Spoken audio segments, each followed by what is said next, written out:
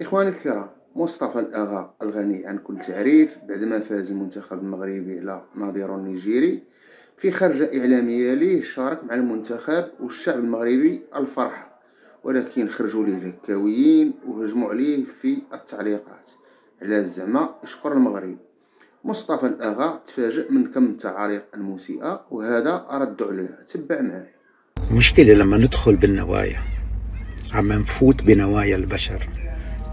مشكلة أكبر لما تكونوا متحسسين الناس من بعضنا البعض بيفكروا إنك أنت قاصدهم. يعني امبارح أخت جزائرية كتبت لي بتعرفنا عنا حساسية من المغرب، عم بتحارش فينا لأنك عم تنبهر. يا أخي ما عم حارش فيكي أنا ولا عم حارش فيكم. واحد عمل شيء كويس، إذا أنت عندك حساسية معي مشكلتك مو مشكلتي أنا.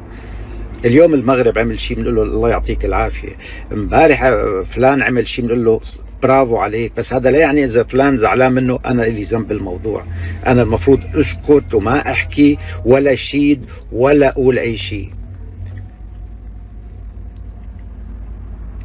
ما يعني ليه عم بتخلونا نحن هذا التنمر اللي عم بيصير على السوشيال ميديا؟ ليه تدخل بالنية تبعي؟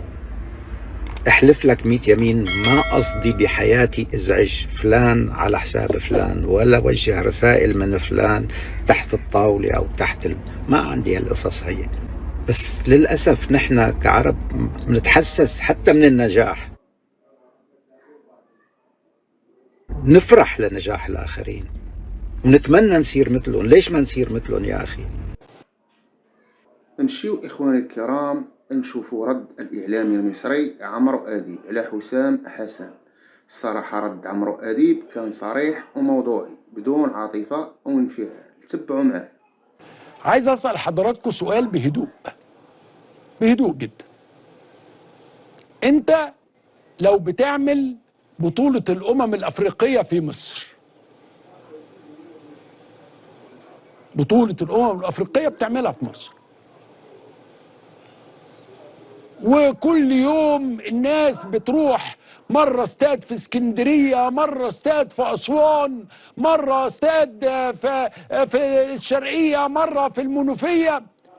القطارات بتاعتك عظيمة، فنادقك عظيمة، كل حاجة حلوة وجميلة، وكل واحد يقعد في مؤتمر صحفي يشيد بان ازاي مصر عاملة تنظيم جيد ودفع فلوس، عاملة استادات جميلة منيرة، امن مستتب، كل حاجة.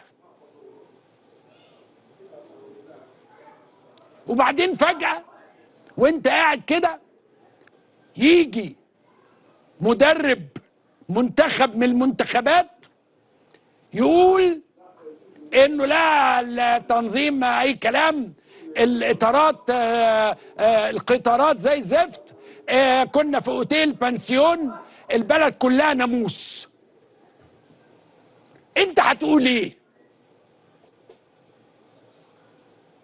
انت كمصري هتقول ايه؟ هو انتوا ليه مش مقدرين حجم الغضب اللي جه في الاعلام المغربي؟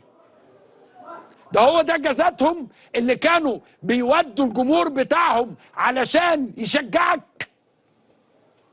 كل الناس خدت الجزء الاخير من كلام الصحفي المغربي، بس ما سمعوش كلامه الاولاني اللي قال له انت قلت علينا كذا وكذا وكذا.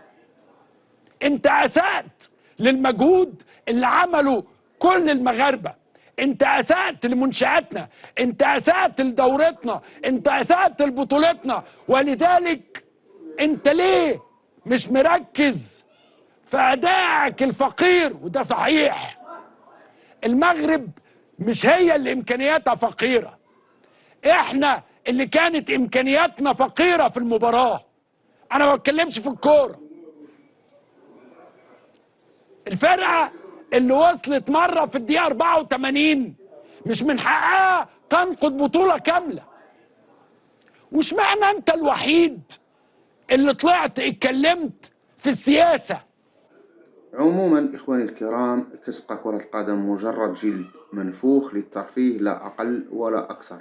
تتبارى الدول للفوز بجوائزه القيمة، ولهذا كنتمناو حملات الإعلام لا الرسمي ولا في السوشيال ميديا التوقف بين الشعوب العربية اللي أصلا متشرذمة ومتفرقة، وبلا ما نزيدو الطين بلة. وتحياتي للجميع.